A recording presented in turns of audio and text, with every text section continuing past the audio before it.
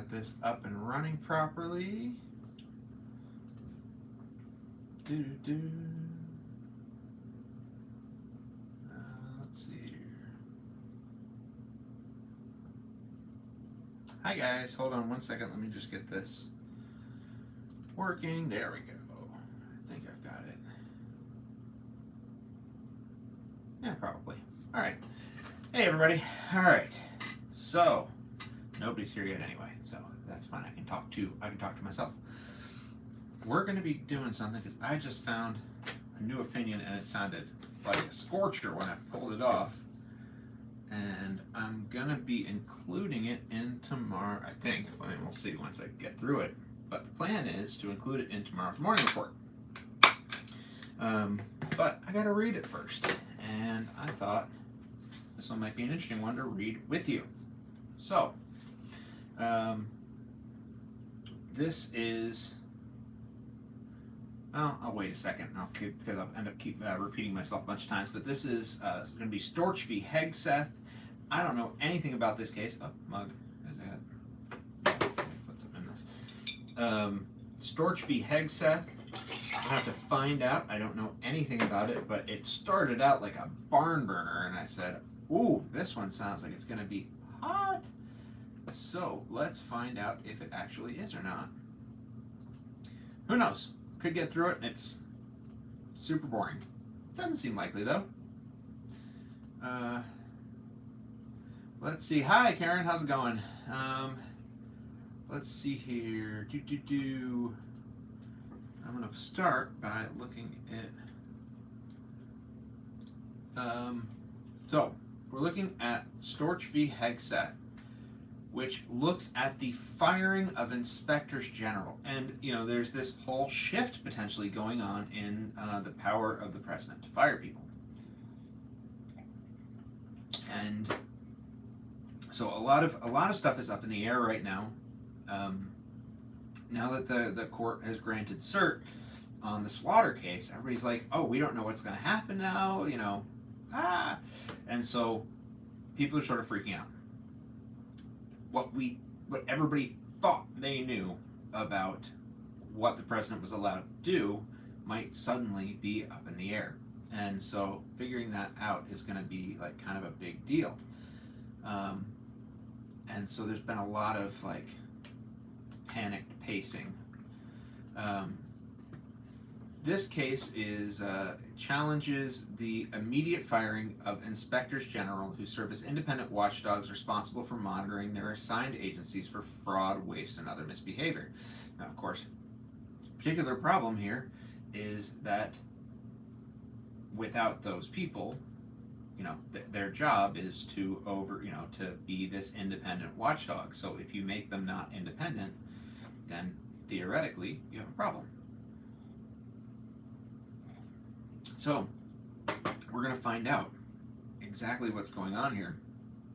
And I knew when I printed this case and read the first couple of lines that I was like, oh, we're in for something interesting, because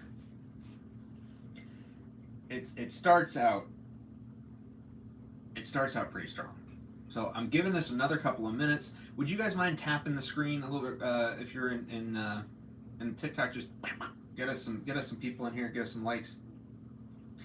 So that way I don't have to keep repeating myself over and over again. I'm doing the same thing again until I figure out there is a way for me to stream to both TikTok and YouTube at the same time, and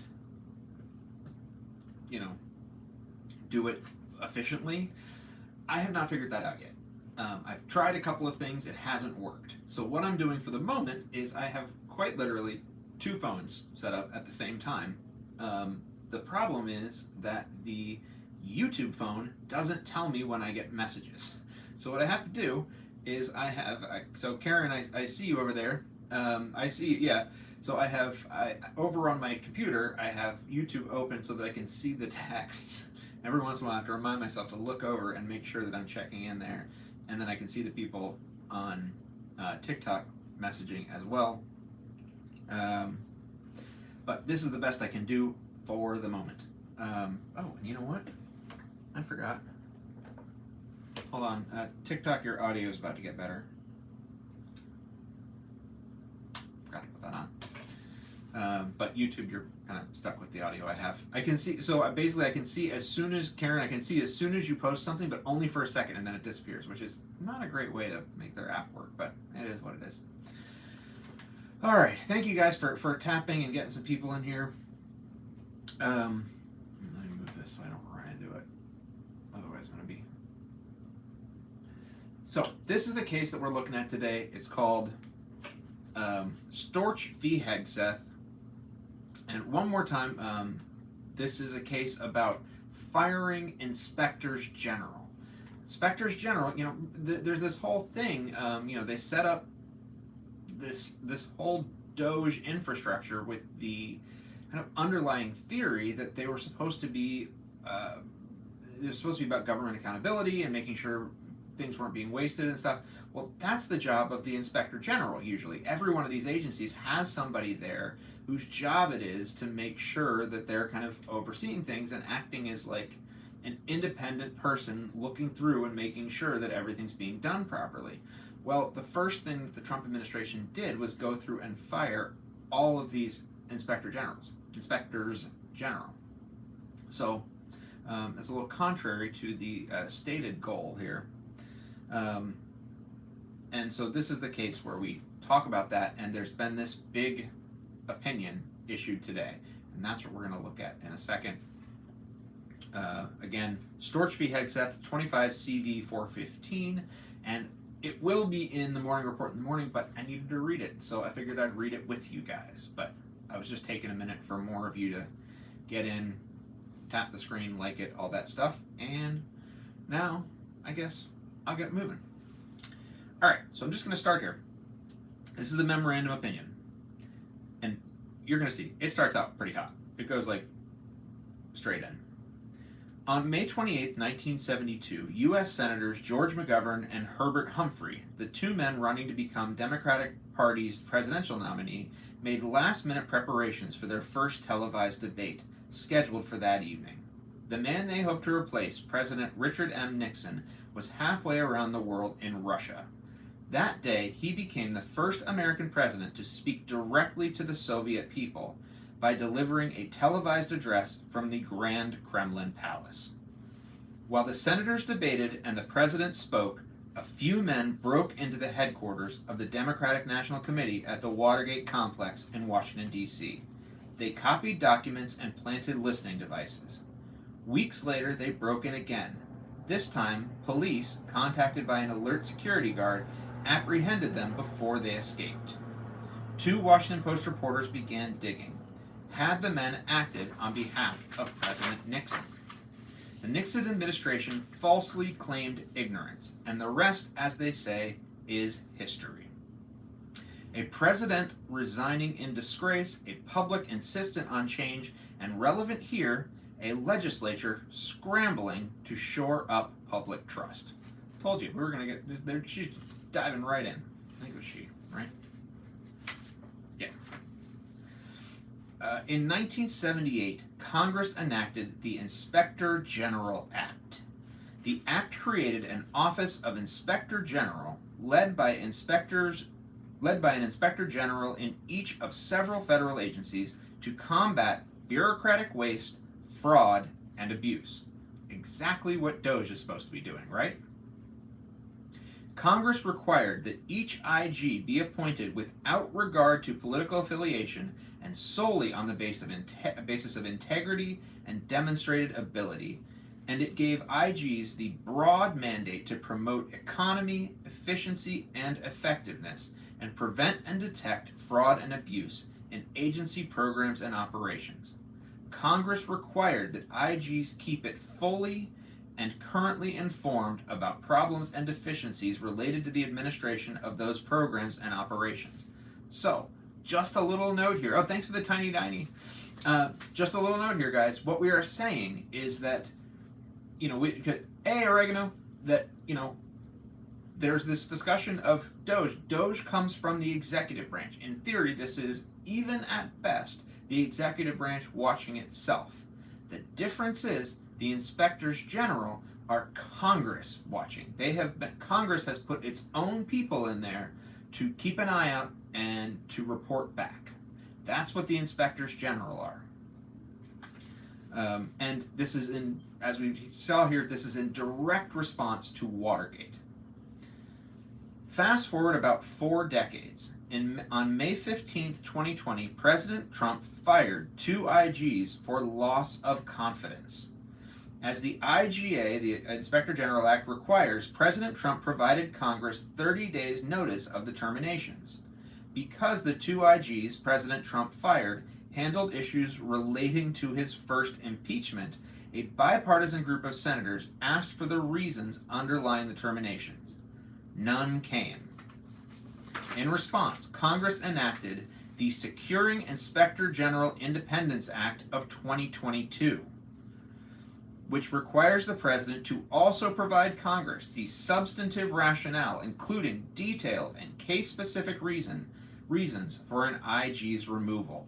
And they have a footnote here that says, together, the court refers to the Inspector General Act of 1978 and its 2022 amendments as the Inspector General Act, or IGA. That brings us to this matter. So, we're all up to date. Hey, there you are. Hey, Beth Lula. Sorry. How's it going?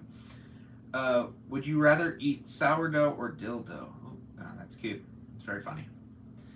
That brings us to this matter. On January 24th, 2025, 4 days into his second term. Oh, Karen. Okay, Karen, I see that. Okay. 4 days into his second term, President Trump fired many inspectors general. He did not first notify Congress, and he did not provide any rationale, much less any substantive one, containing detailed and case-specific reasons for the firing. Plaintiffs, 8 of the fired IGs, sued defendants, their respective agency heads, and the president, alleging that President Trump violated the IGA by failing to provide the required notice and rationale. They seek, along with back pay and benefits, to be reinstated pending the president's compliance with the IGA. Defendants being the government, counter that the IGA is an unconstitutional intrusion into the president's removal powers under Article 2 of the U.S. Constitution. In any event, they argue being denied the opportunity to serve out the 30-day notice period is not irreparable harm. Thank you, Beth Lou. So, so that's the story up till now, and now we're getting into kind of some process. President Trump violated the IGA. That much is obvious. This is according to the judge. I love that I got a goat. That's awesome. And plaintiffs raise compelling arguments that the violation must be remedied through reinstatement to their positions. Quote, it is decidedly wrong and decidedly contrary to the public interest, plaintiffs argue, to have statutory limits designed to provide much-needed protection against fraud, waste, and abuse, flouted by the very official constitutionally charged to take care that Congress's laws be faithfully executed. And that's the take care clause of the Constitution. Hi, Bear, thank you.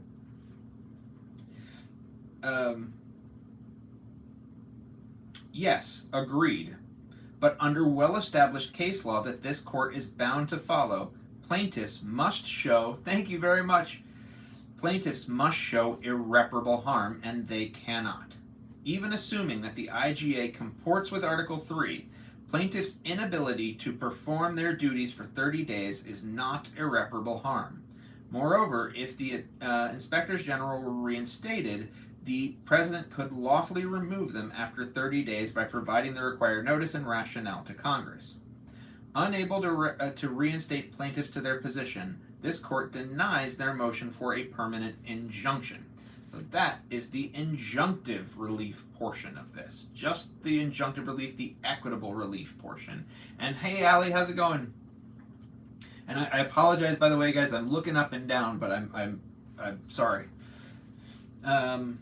Okay, and so to catch anybody up who was not listening, we are looking at Storch v. Hegseth. This is a case about the firing of the inspectors general. And yes, please, guys, if you wouldn't mind tapping and all that stuff, I would really appreciate it. It'll get some more people in here, and that'll be awesome. And thank you, Allie. Okay, and also to catch you up, I found this case, and I was going to put it in the morning report in the morning, but I was like, you know what? I'm going to have to read it anyway. Let's read it together. So that's what we're doing. Okay, and I'm occasionally checking over to see, and there's a, let me see if I can, Secret Asian Dan. There we go. Secret Asian Dan. That's Secret Asian. I had the same problem last time I saw your name. Secret Asian Dan. Okay. Plaintiffs have devoted their careers to public service. Together, they have served our country for over 250 years and won innumerable awards. While the court cannot order plaintiffs reinstated, it can give them recognition for their decades of government service. Okay. All two brief summaries of their work follow here. Instead of a fact section below to emphasize their contributions, this recognition is no doubt. I'm going to sort of skip over this because I'm not saying it's not important. That's great. Oh, got my mug.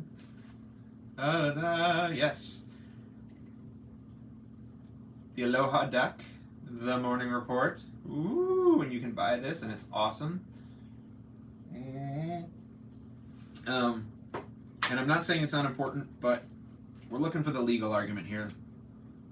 And we want the facts that are related to the legal argument. The fact is they've worked here for a long time, and that's awesome, but we don't necessarily need every single fact here. And it's going to go on for several pages explaining who each of these people are, which is awesome. They're great. They've done lots of great work. Congratulations. Cool. Not minimizing that. I'm just looking at the law here. All right. Court thanks each plaintiff for his or her dedication to public service and outstanding contributions to our country. I really do mean that, by the way. I'm not trying to... Thank you, Sleepless near Seattle. I appreciate it. I just... As a lawyer, you get real good at being like, yep, okay. You flip to the next part where we start talking. Okay, so... The IGA created an IOG, Office of the Inspector General, in each of several federal agencies to combat bureaucratic waste, fraud, and abuse. This is one of the things that, right back in the beginning, a year ago or 9 months ago, whatever, a lot of people kept asking, a lot of people kept kind of jumping up and down about DOJ and saying, well, somebody needs to step in and make sure that we're not having waste, fraud, and abuse. And I was like, yeah, the Inspector General, that we have that, that's around, that's already there. So this is who won. This is one of several rounds of groups that did this. So anyway, all right. This structure is vital to effectuating Congress's intent and maintaining an opportunity for objective inquiries into bureaucratic waste, fraud, abuse, and mismanagement. And again, these guys represent Congress in these agencies. Their job is to report back to Congress, make sure Congress's orders are being followed, essentially, which is part of what's supposed to happen constitutionally.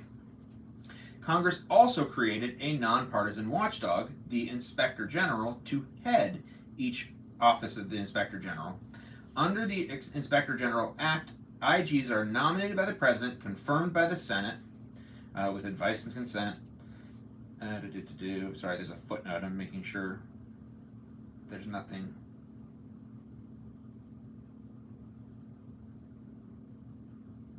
All right, whatever. Without regard to political affiliation, solely on the basis of their integrity and demonstrated ability in accounting, auditing, financial analysis, law, management analysis, public administration, or investigations. Congress gives these neutral IGs the broad mandate to promote economy, efficiency, and effectiveness, and prevent and detect fraud and abuse in agency programs and operations. So we're going to keep hearing the words waste, fraud, and abuse just over and over and over again until we get sick of hearing it.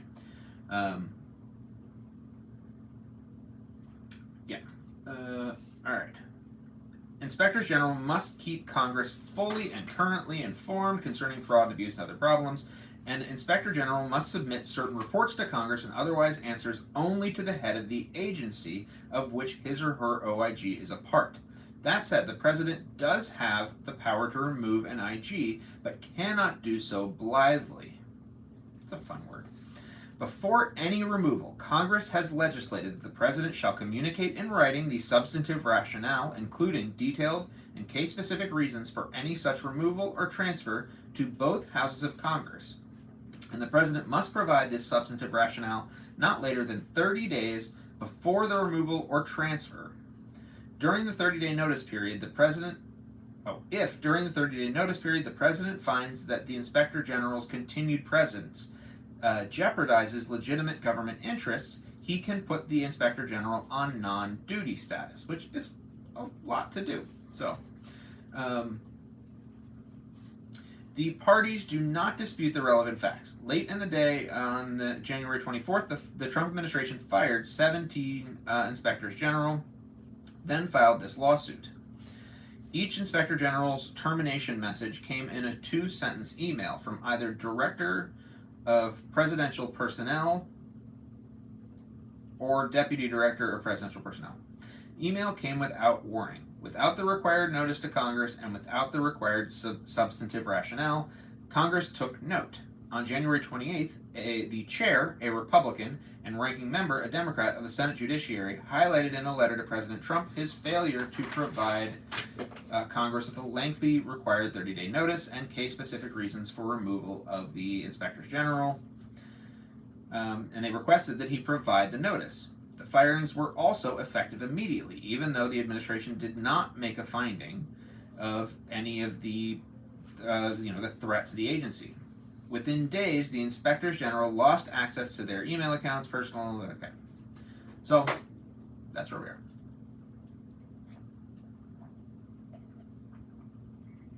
Okay, hold on 1 second. Sorry.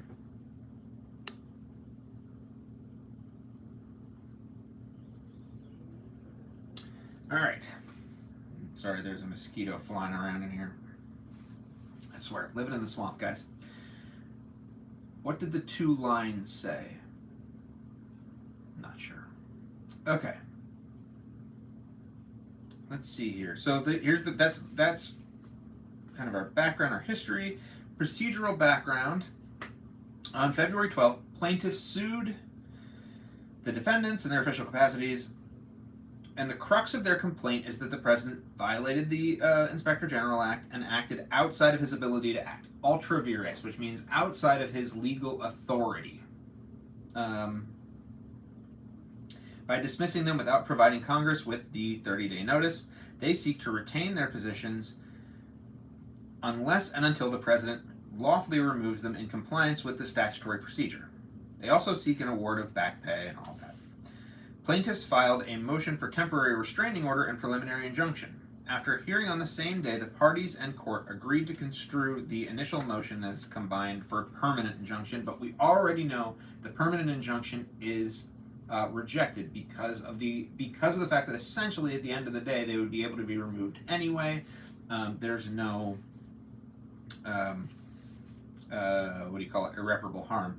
I'm trying to get this guy who's just flying around trying to land.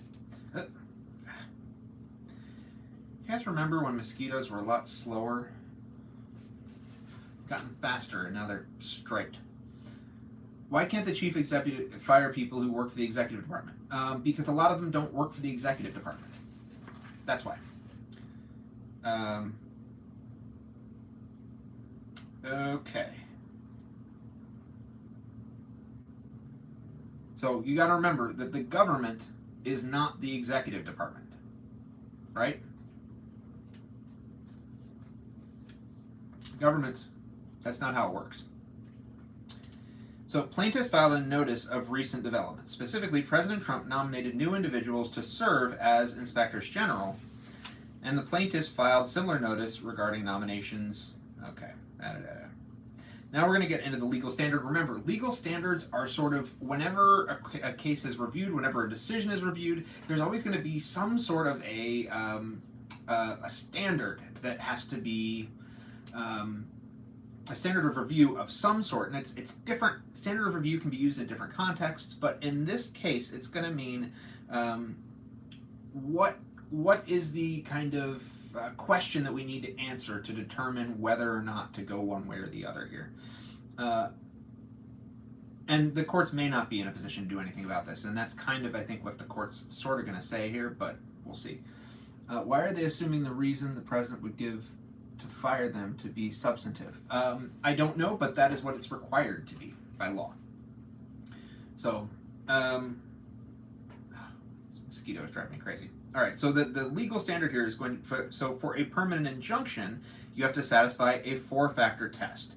And if you guys remember the other day, anybody who was here, I flipped over and kind of drew this out, but this 4-factor test is an irreparable injury. Oh, this is actually a slightly different one. So this is for a permanent injunction. They have to have suffered an irreparable injury. Remedies available at law, like monetary damages, are inadequate to compensate for that injury. So we're using an equitable remedy instead of a legal remedy. So there has to be a reason to do that. Considering the balance of hardships between the plaintiff and defendant, a remedy in equity is warranted, and the public interest would not be disturbed by a permanent injunction. So, yeah, so this is, I could go off on a whole side note about equity right now, but I'm not going to do it, but equity is one of my favorite things to talk about. A court's decision to grant or deny permanent injunctive relief is an act of equitable discretion by the district court. The purpose of an injunction is to prevent future violations where there is danger of recurrent harm. Actually, I am going to say real fast that there was a time when there were multiple courts. There were actually, I'm going to say, about 4 different courts. That's a short answer.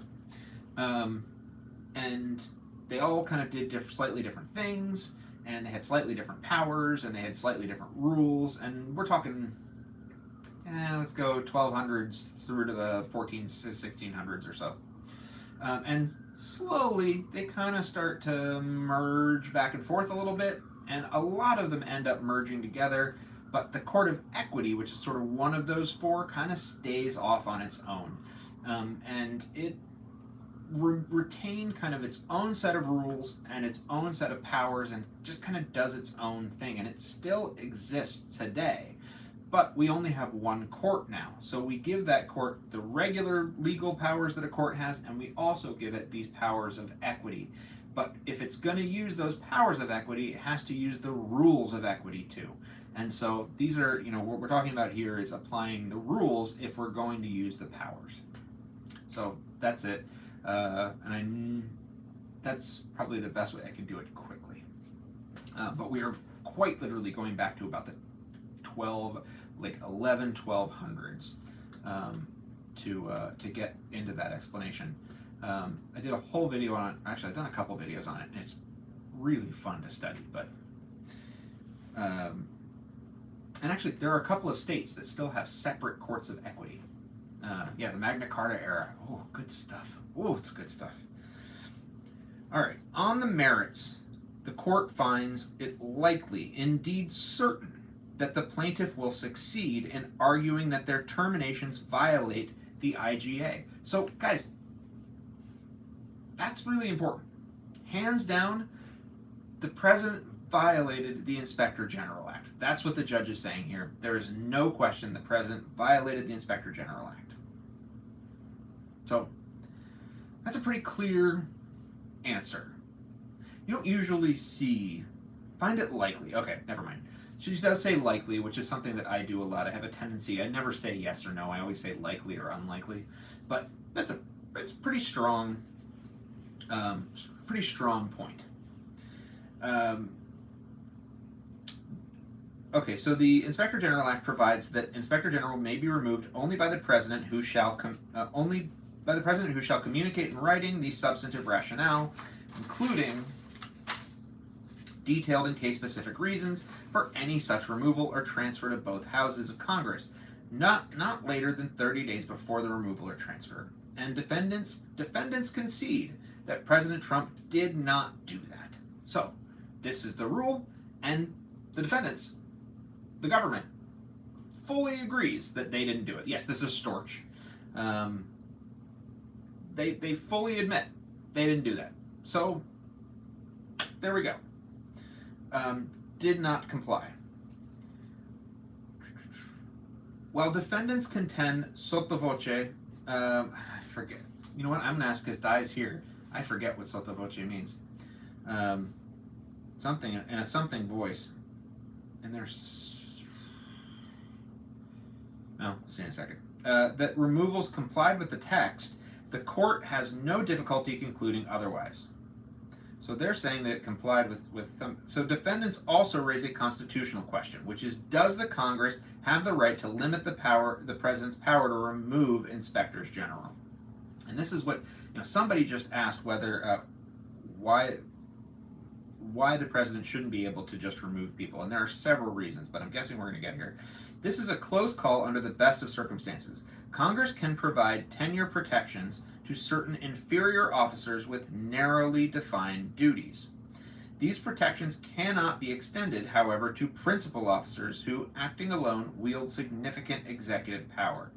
Inspectors general do not fit cleanly into either category. So there is this definite voice. Okay, thank you. A quiet voice. Okay, well. So there are there's two different sets of rules for whether, if somebody is kind of a senior officer, a cabinet member, something like that, you have one set of rules for them. If they're kind of a lesser officer, then they have a different set of rules, an inferior officer. And those Congress can set rules for. But the question here is whether inspectors general are in Category 1 or Category 2. And the judge here is saying, these guys are kind of in the middle somewhere.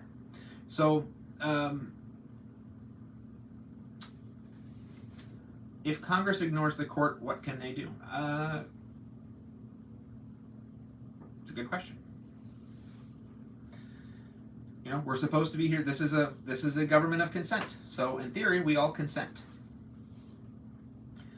On the one, let's see here. These protections cannot be extended, however, to principal officers. Yeah. They do not fit into either category. On the one inferior hand, they operate under the general supervision of their agency head and have no policy-making authority. So under that theory, they're minor officers, and so they should be able to be under the power of Congress. On the other hand, they wield significant investigatory authority, are appointed by the president, and are confirmed by the Senate, which kind of leans on the side of them being bigger deal officers. And the best of circumstances, these are not. Case law on the constitutional contours of Congress's ability to limit the president's removal power is in a state of considerable flux. In recent terms, the Supreme Court has repeatedly declined to extend precedents limiting executive removal power. And they cite a series of cases. Just this year, several opinions, both from this circuit and the Supreme Court, imply that these precedents are on thin and rapidly melting ice. That issue is worthy of resolution. That said, the parties, through no fault of their own, have not briefed that issue sufficiently for the court to render a decision. At this juncture, then, the court addresses only the non-merits factors of the permanent injunction and turns to that inquiry now. So they're saying, all this stuff is about to go down. I've been talking about this, what's going to come in this fall session. We don't know, and it's suddenly becoming a really big deal. And neither side has briefed that because none of them knew that what was going to happen this week would happen. Humphrey's executor would be up for grabs potentially, and so they didn't 2 months ago or whatever didn't brief that when they wrote this. So. She can't respond to their briefs on that question. So she instead is going to look at the irreparable harm, at the permanent injunction factors. So irreparable harm, plaintiff's motion for a permanent injunction fails because they cannot show irreparable harm. As the D.C. Circuit explained, mere injuries, however substantial, are not enough to prove irreparable harm. Ordinary loss of a job and injuries that go along with it will not support a finding of irreparable injury, however severe they may affect the particular individual. And this is kind of just a general rule. If the loss is about money, excuse me, oh yeah, mug. If the loss is about money, money can be repaid, and that's just sort of like the general rule. Excuse me. That kind of always stands for irreparable harm, is that money is never irreparable. Money can always be paid back. And so we don't consider money to be irreparable harm. One of my favorite examples of when equity law, kind of the origins of equity law, one of the original meaty beginnings of equity law was about property. Because property is essentially always considered irreparable and I'm talking about real property, like a house, because if, for example, you are given an opportunity to buy a house and somebody promises to sell you a house and it is your dream house, you walk in there and it smells like your mom and it has the view that you've always dreamed of and it is the perfect house that you've always wanted, and at the end they're like, oh, actually we don't want to sell it to you, we kind of want to keep it for ourselves. They're not allowed to do that because there's no alternative that they can come up with that will also have the perfect view and smell like your mom and all of that stuff. We don't think that property can replace property, a piece of property like that.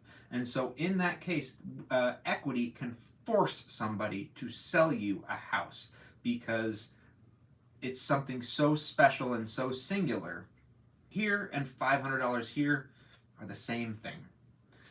So we don't have a problem replacing one with the other. It's never irreparable, or very rarely is it irreparable. So that's just kind of a general rule on this. Oh yeah, and yes, I'll take a second and say tap the screen and share and all that stuff. Thank you guys, I appreciate that.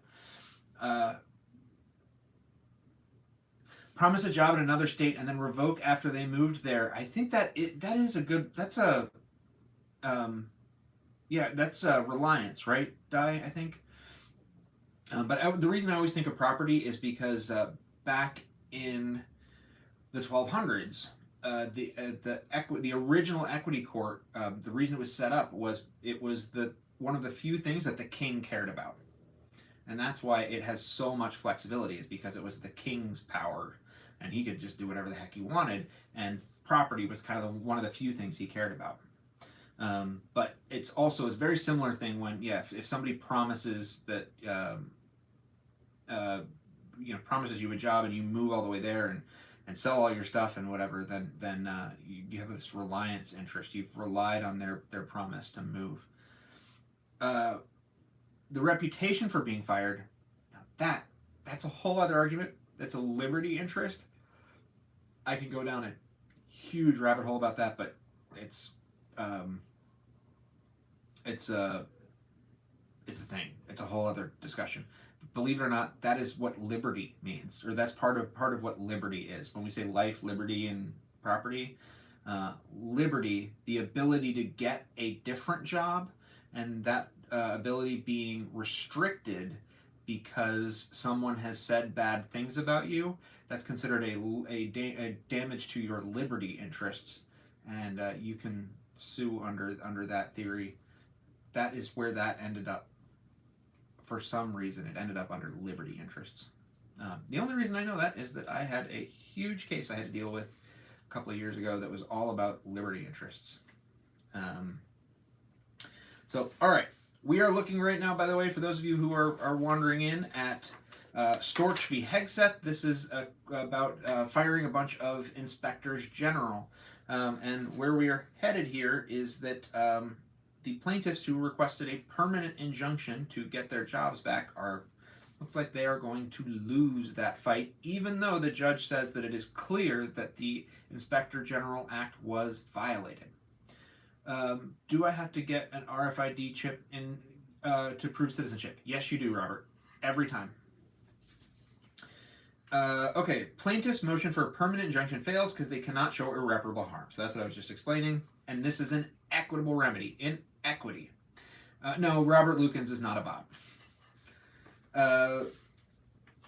Ordinarily, the loss of a job and injuries that go along with it, or if he is, he's been keeping it up for a very long time.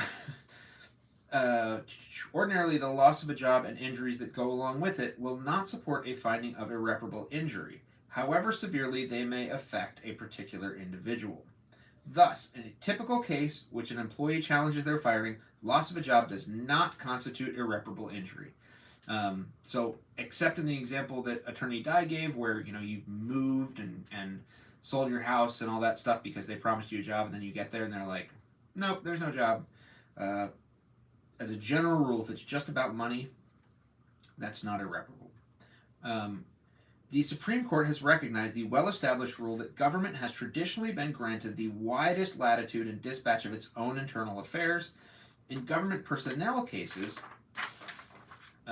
equitable relief, again, equity, such as reinstatement, is disfavored and requires a genuinely extraordinary situation. Irreparable harm exists only where the circumstances surrounding an employee's discharge, together with the resultant effect, so far depart from the normal situation that irreparable injury may be found. But again, we're talking about whether or not there is an irreparable injury in to the level that the equity requires. Even then, a plaintiff must make a showing of irreparable injury sufficient and to a degree to override the factors cutting against the general availability of injunctions in government personnel cases. So, if reinstated, the plaintiffs would remain subject to removal without cause in just 30 days.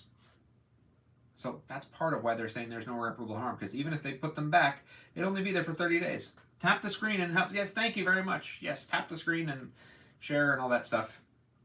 And buy a mug or something. And in the interim, plaintiffs could, if certain requirements were met, be placed on non-duty status. So that was the other thing, is even if in that first 30 days, if they don't get rid of them, they can be put on non-duty status, even during that time period. So really, there's not a lot that the court can do here.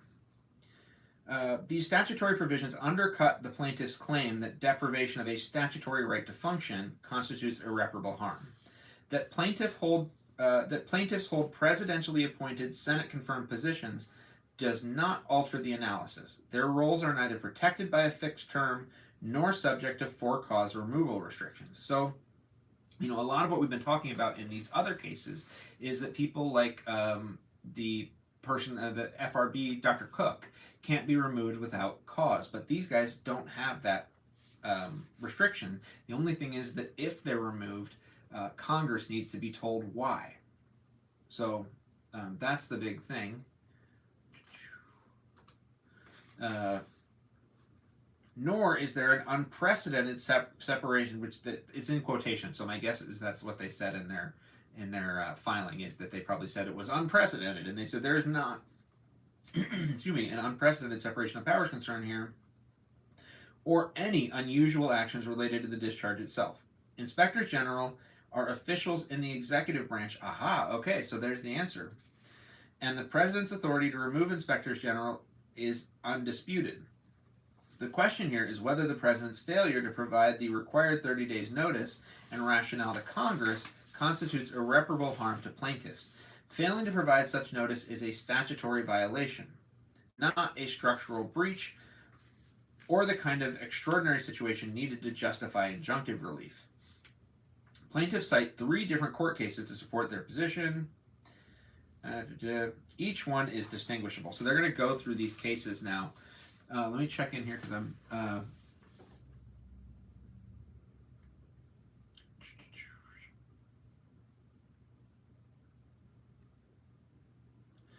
Can the Senate remove... And I don't believe they can. I don't know. I don't know. It sounds to me... Boba Frank asked if the Senate can remove them. And it sounds to me like, no, the Senate created the position. and the person has to report back to the Senate, but they are put into place by the president and then confirmed by the Senate, is what it looks like to me so far. So, but by the way, guys, I'm learning this as I read. So, can you tell me where I can find the rules of civil procedure for a statutory jurisdiction? You can usually find them on the court's website. So, the federal rules of civil procedure are pretty general, and most states and jurisdictions follow them, but there's usually some slight variations, and you can usually find them on the website for that state. Oh, okay, got it. Being a smartass. All right. So, Dellinger v. Besant. The president removed special counsel purportedly in violation of this thing. The special counsel argued that this removal caused him irreparable harm. The court found that the special counsel suffered irreparable harm because his injury stemmed directly from extraordinary circumstances, as the Sampson standard requires. And central to that finding was the statute's explicit protections. It provided the special counsel with a fixed term and permitted removal only for cause. So again, this is like the Federal Reserve Board person who is given a fixed term and a removal only for cause. And I don't believe the Senate can revoke a confirmation. I don't believe they can. I think it's, they get one shot at that. Although plaintiffs here claim their removal similarly disrupted their statutory mission, the Inspector General Act does not provide comparable statutory protections. Inspectors General are neither appointed for a fixed term nor shielded by a for-cause provision. So that case is off the table. Berry v. Reagan is next. In that case, the president's removal of several members of the Commission on Civil Rights effectively dismantled the agency, halting its ability to issue a statutorily mandated report. The court enjoined the president from removing the commissioners to preserve the commission's congressionally authorized function, noting that the irreparable nature of this injury is evident by the obviously disruptive, effective denial of preliminary relief will likely have on the commission's final activity. So the point is that the law says that this report has to be written. It can only be written by these people, by this group of people, and so you can't remove the group of people or the report can't get written, which is required. So it's a little bit circular, but that's what they're saying here. No such institutional collapse is imminent here, as each of the OIGs continues to operate with leaders functioning as acting IGs. So the point is that in this case, new people have been put in. New people are acting, are working. So the inspectors general have just been replaced. So there's no such fear that any congressionally required work is not going to be done. Mackey v. Bush is also unhelpful. There, the president sought to remove the majority of the Board of Governors of the Postal Service Board, an action the court found could be irrevocably disruptive to the board's function. But unlike in Mackey, there's no such disruption here. So, once again, people have been put in their place, so there's nothing to complain about. Berry and Mackey also rest on shaky grounds. It's just, more cases. Both cases conflate injury to the plaintiff with injury to the institution. So I am always on the lookout for a badly conflated argument. When someone is saying, oh, this is, when they're lining something up the wrong way. And what they're saying here is that those two cases talk about how removal of these people is harming the organization that they're working for, and the judge is saying that in this case it doesn't harm the organization they're working for, because the organization is still working just fine. The problem is that it just hurts the people who were removed. So you can't conflate injury to the people with injury to the institution. Likewise here, even if the plaintiff's absence compromised the OIGs, any resulting harm would affect the institution, and it's unclear how such an institutional harm could justify an individual statutory right to reinstatement. Okay. Even if institutional harm could justify a statutory right, the nature of harm alleged here is materially distinguishable, as we've already said. Okay, whatever. Sorry, I don't mean to brush past some of this stuff, but, you know. What if we discover that non-human beings exist? Man. It's outside of my wheelhouse. That's if go check in. Hey, there we go. Go check in with Brandon if he's still here. That's the guy to talk to about that. I don't think he's still in here.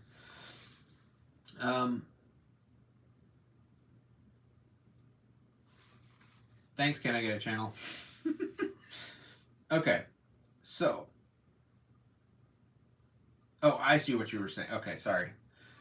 No fair. He was making fun of me because I'm too busy focusing on this to pay attention, to pay close enough attention. So the harm to the American people by removing the person doesn't count. No, it probably might, but I think in this case, that's not what's being alleged. I think that the allegation is that I think that the harm that they brought up is the harm to them personally. And that's, I think, what the point was. Oh, don't worry about it. Can I get a channel? I'm just messing with you. Okay. In wrongful termination questions, the question of irreparable... Oh, and that's part of the point here. Is this a wrongful termination thing where we're talking about somebody not having their job anymore? Or is this some bigger ideal where we're talking about how the agency is not operating properly? I think the court here is saying that... there are probably situations where the court, or possibly with like the Federal Reserve Board, where somebody, the person is in charge is protected by all of these statutory rules in order to make sure that they stay apolitical and all that stuff. None of that exists here, which suggests that Congress didn't care as much when they put these people in place. Even though they said that this person's not supposed to be political and all that stuff, they could have just as easily gone through and written all of those same protections here, and they didn't. And so that suggests that Congress was like, meh. Congress knew what they were doing when they wrote that. They could have very easily written that the person in here, is put into this position for, 10 years and can't be fired for anything but cause and all that kind of stuff. Instead, all they did was say they can, if they're going to be fired, you need to tell us why within 30 days. I mean, that's not a very big standard to get over. I think that's what the court's getting at here. And so that's I think that's sort of what they're saying here. So, all right, and yeah, go ahead and if you guys tap and all that stuff, and we'll keep this going. All right. Adequate remedies, and that's another one of the preliminary or the injunction factors here, is that are there other adequate remedies that can be used? Because remember, equity is only supposed to be used in limited circumstances. So if there are legal remedies like money, then that's adequate. Then we don't need to use equity. Okay, so in wrongful termination cases, the questions of irreparable injury and adequacy of legal remedies often overlap and converge. So here, the remedies available at law, which, again, even though you think of all of this as, it's all law and equity are technically two different things. Courts of law, courts of equity were different. They still are different, but it just happened. It's the same judge in the same room, sometimes giving legal decisions, sometimes giving equitable decisions. Why does it cost to file a lawsuit? I don't know. Not sure. I feel like that's the beginning of a joke, though. I feel like there's the answer to that should be funny. All right. Here, the remedies available at law are sufficient to compensate plaintiffs. They can recover back pay and benefits, remedies that they seek in their complaint, if successful on the merits. Plaintiffs no doubt prefer the equitable relief of reinstatement to back pay. But the court cannot conclude that plaintiffs would be left without adequate opportunity for relief in the absence of an injunction. So again, to CompuBear, my guess is that in their original complaint, this wasn't so much about, or at least the arguments weren't strong enough about this being some kind of huge, big, uh, harm to the American people, so much as it was, hey, I want my job back.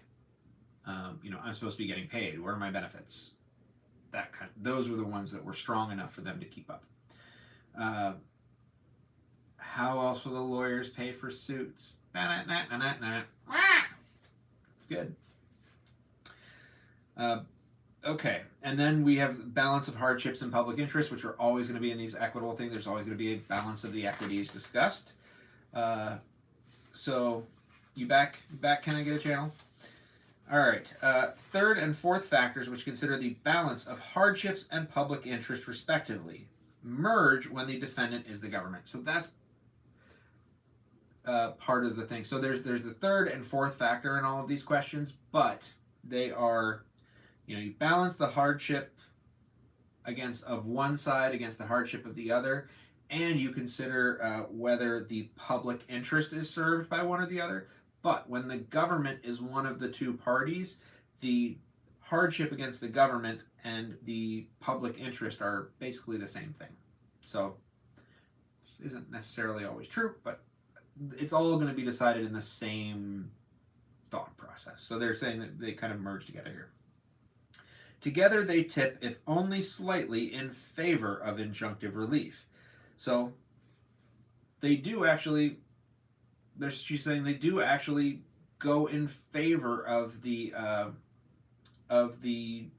government, or of the plaintiffs here, but this is like the least persuasive of those factors.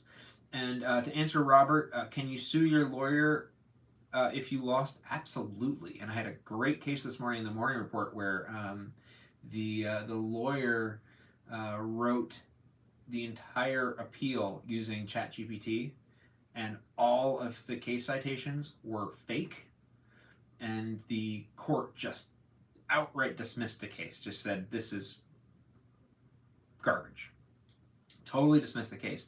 And because of that, because there was no argument in there, all of the cases that were cited were fake.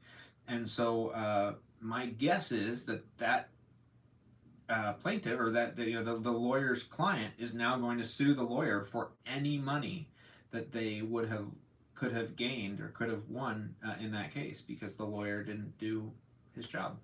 So yeah, you can absolutely sue your lawyer if you lost because the lawyer blatantly. I mean, it has to be something pretty major, but that's pretty major. The lawyer was actually sanctioned, had to pay $10,000 to the court for turning in that piece of garbage. So, okay, let's see here. So, in favor of injunctive relief. All right, the president's ability to choose and rely on trusted personnel is central to the effective functioning of the executive branch. So here we're in policy a little bit. That's the thing about balancing the equities, is we're looking at more policy. This is a little bit less clean and a little more touchy-feely. And it's kind of always going to be that way when you get into these last couple of factors. Way to go, 169 on the LSAT. All right, round of applause. Everybody, round of applause. Woo! Good job. Good job. You're going to do something amazing. I know it. Learn how to IRAC.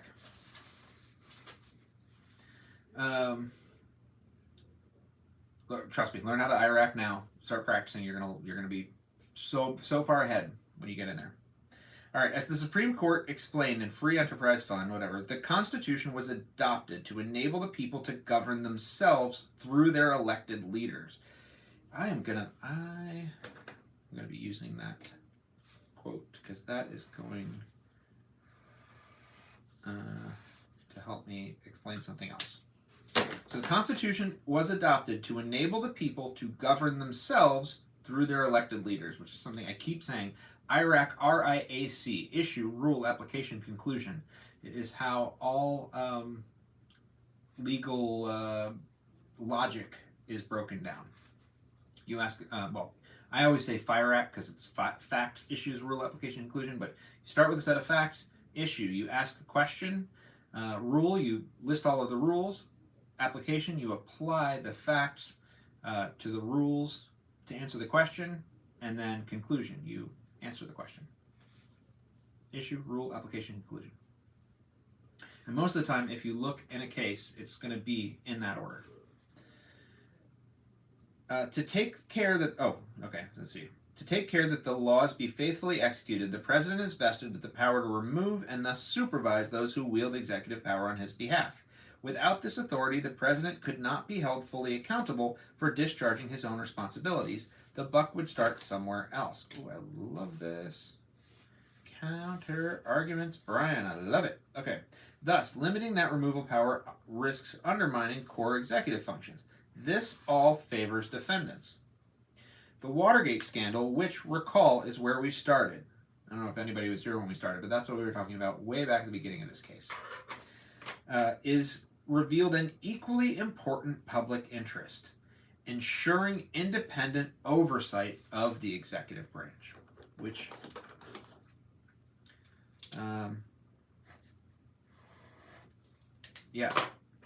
and Congress established the IGs to do just that, serve as independent watchdogs within the executive branch tasked with uncovering waste, fraud, and abuse.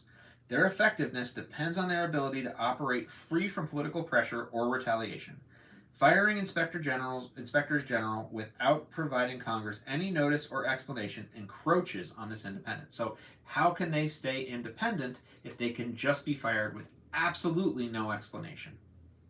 And so even though they weren't given for cause protection or something like that, they are given some level of due process, even though that due process is really nothing but you need to write down the reasons that you're firing them. But that is often what due process is.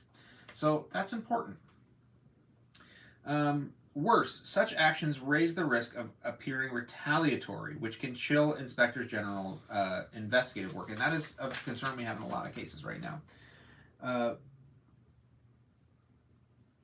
That's a whole side question, Robert, about how we enforce regulations, but I'd have to get into that at another point, I think. Okay. Why? Everybody thinks I look like Brandon Sanderson. I don't know why. All right. As plaintiffs emphasize, it is of course in the public interest for President to follow the law. This all favors plaintiffs. So we have one side that favors the defendant, the government, the president, one side that favors the inspectors general who were fired. The court finds that a combined balance of hardship and public interest factors favors the plaintiffs, but not by much. The court recognizes plaintiffs' exceptional service as inspectors general, marked by decades of distinguished leadership across multiple administrations. They sacrificed much to take on the role of an inspector general, and many demands, no doubt, including substantial time away from family and far larger paychecks available in the private sector. They deserved better from their government, and they still do. Unfortunately, this court cannot provide the plaintiffs more. Their theory of harm fails to establish that they have suffered, in a legal sense, an irreparable injury that cannot be compensated with remedies available at law. And in general, a movement's failure to show any irreparable harm is grounds for refusing to issue an injunction, even if the other three factors merit such relief. Accordingly, the court denies plaintiff's motion for preliminary injunction, which the court construes as a motion for permanent injunction. The court will not decide the merits of plaintiff's claim, whether they are entitled to legal remedies such as back pay at this time, due to the Supreme Court's recent grant of cert and slaughter, which may bear on the issues presented here. The court stays this case and orders the parties to file a joint status report within 14 days of the Supreme Court's decision in slaughter, addressing whether plaintiffs plan to seek traditional legal remedies such as back pay, and if so, proposing a briefing schedule for summary judgment. If plaintiffs elect not to pursue such relief at that time, the court will enter an order dismissing the case without prejudice. Signed September 24th, Honoris, U.S. District Judge. So, that's it. That's where we are. Um, do I read the Cosmere? I don't know what that is. Uh, let's see.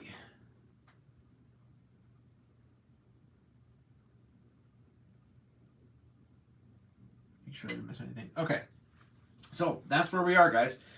Essentially, because there may be a legal remedy here, but there's no equitable remedy, and so that is what. Oh, thank you very much. Somebody just bought something. It doesn't tell me what, but thank you very much.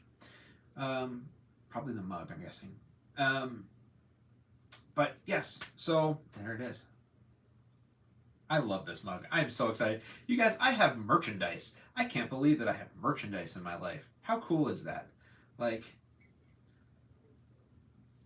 I never expected to have that. Like, that's so cool. I'm actually thinking, okay, so I started doing something again recently. Sweet. Thank you. Thank you, Papa Nelso. So I also recently considered, so I was talking to somebody else who does this, and this is something that I started when I was in law school. Which, by the way, the other person who's going to be starting law school, if you can, try to find something that that gives you that you can do that's productive in your off time, and that I don't know how else to say this, but there was something that I started doing, which was making these, particularly while I was studying for the bar, because you need something to do at night when you're that kind of gives your brain just enough focus but not on work for a little while, so you don't feel like you're like totally blowing the time off. You don't feel guilty about it, but you just need a break sometimes, guys. You just need a break. So I made so many of these, and I realized the other day somebody pointed out that they're like, since coffee mugs are kind of my thing, they're like little thing, and they were like, you should start making them and selling them. I was like, all right, well maybe I will. So I don't know, I might do that. But I started picking it back up again the other day because I don't know, I just need something to give my brain a break. I have pushed myself a little too far doing all this stuff, and I don't know when to stop. I'm not good at saying it is time to stop, and so at some point in the evening, shifting over to something like this doesn't feel like stopping. And I could go out and work on the car, which needs work, but that also isn't super relaxing. That could be a little frustrating and whatever. So this is something where I can just like sit in bed, kind of calm down, and make these things. I was trying to show you one of the ones I just made, because one of the things I was trying to do, I was trying to think of things that would be a little bit more like relevant to what I'm doing here. And because I thought, okay, make something that goes under a coffee mug, that's cool. But I also thought I'm working on trying to make a bookmark. And I have made two so far. And the only way I can describe them is that they look like some sort of horrible experiment gone wrong. The first two that I made look so unbearably bad. I'm not good at this. It's just something to help that helps me relax. But it is kind of fun. Anyway, whatever. It's a side story. So at some point I might start putting those on that thing. Does it have heat? The car? No, the car does not have heat. But at the moment, the car does not have a gas tank, so the car doesn't do much of anything right now. I have been, thank you, Karen. I have been, I think, a little hesitant to put the gas tank back in the car ever since the other car had a little, went boom boom. I'm like a little scared to work around gas lines anymore, which I'm gonna have to get over because just gotta learn. Gotta get back to work. And I didn't have, I did, anyway, whatever. But yeah, my other car, I'm just pushing back and forth across the street every other day or every couple of days. It's a 1970 Volkswagen Beetle, and it's awesome. The other car was a 71 Volkswagen Bus, which was I loved dearly, but it went up in a. If you look back, you can find video of the fire. It was really bad. I actually still have a little scar, a little thing on my arm from where I fell running away from it before it blew up. It was really, really scary. Yeah, it was really sad. I'm still recovering from that a little bit.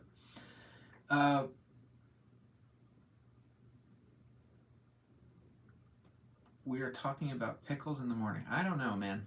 Yeah, no, the Kaboom sucked. But I really do want to get my bug moving again, because I love driving that bug. And I just need to kind of get over it, go out there, set it back up again. Anyway, that's a whole side conversation. It is a very good story. It makes for a very good story, but I also miss having the camper. It was a camper, pop-up camper van. It was really cool.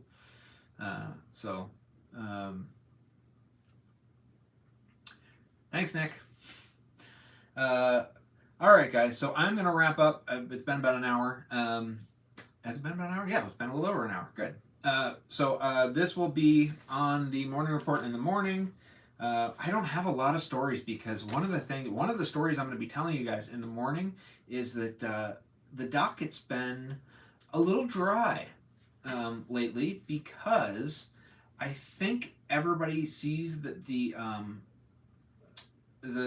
Supreme Court, this new term is coming up, and about 3/4 or so of the docket is nothing but extensions of time, basically. I think everybody's sort of like, I think we're just going to wait a little bit before we do anything, because we don't know what they're going to do, so let's hold off for a bit before we put a ton of work into some sort of filing that's going to get overturned anyway. So a lot, I'm digging through all of these. I went through every single circuit court today, looking through their opinions, and there's just nothing, which is weird. That has never happened before. So it's like, come on, guys, give me something to talk about. So one of my stories tomorrow is just going to be about the fact that there's not a lot going on. One's going to be this, and I got to find a third one. I was doing 4 also, so I'm breaking it down to 3, also partially just because I got sick earlier this week and I need to make sure I'm sleeping enough. Anyway, explain how you use the different colored pens. Okay, I'll do that real fast and then I'll wrap up. I'm glad you caught me too. Thank you. Okay, so here's what I do. So IRAC, issue, rule, application, conclusion. And actually FIRAC, facts, issues, rules, application, conclusion. When you open up a case, we'll generally start by telling you the facts of the case. This is what happened, these are the people involved, yada, yada, yada. Then it will generally tell you what the rules are, what the law was that is relevant to this case. And then somewhere in there it will say, the question that we have to answer today is blah, blah, blah. And usually it's whether, it's usually W-H-E, whether something, this or that. And that's the issue. Whether this or that. And then they'll give you some rules. They'll tell you some laws. And then they'll start breaking down how those laws apply to the facts in this situation. So what I do is, as a general rule, and this is not a great example because I don't think I had the right colors with me when I was doing this, but I usually, when I highlight, I use yellow highlighter for facts. I use black pen for writing down facts. And so you'll see that I had written in the margins here certain things here. These were facts. These were things that had happened. It was a timetable, sort of. This happened, and then this happened, and this happened. These were the facts. Green is always laws for me. So when they said the rules, that's the rules section for me. So I was highlighting the laws that they were going to be relying on here. They're always going to be in green. Generally, if they ask a big question, it will be in red. But again, I don't think I had a red marker with me at the time. And if they make a conclusory statement, if they answer a question, then that will be in blue. And if they are processing analysis, that'll be in orange. So that's how I use the different colors. And originally, when you first start law school, you're supposed to actually take all this information and rewrite it onto another sheet. You're supposed to say, you know, Pasito v. Trump, facts, list all the facts. Issues, list the issues. Rules, list all the relevant rules. Application, explain how they applied it, and what's the conclusion, what's the final closing out. And so that's how you would do it. As you go on and as you have to get a little bit faster, you have to find some other way to do it. And so I started doing it with highlighters and pen colors. And again, I don't always have the right pen colors, but I try to, because it also makes it way faster when I have to pick up a case that I forgot about and read it fast. Because if it's like, oh, I can't remember what this is about, I can just flip in really fast and find the green, find the blue, find the orange, find the red, and see what it was about. Because I know. Now, what's happened is over the years, I've added some colors. So if there are strong conclusions, like final conclusions, will always be in blue. But if I notice that they're kind of making subtle conclusions, I might use it in a lighter blue. Things like that. Yeah. All right. Thanks a lot, everybody. I'm going to wrap up for now. I will finish writing all this up now, and we will see it all in the morning report. Thanks, everybody, for coming in, and I will talk to you all soon. Thanks.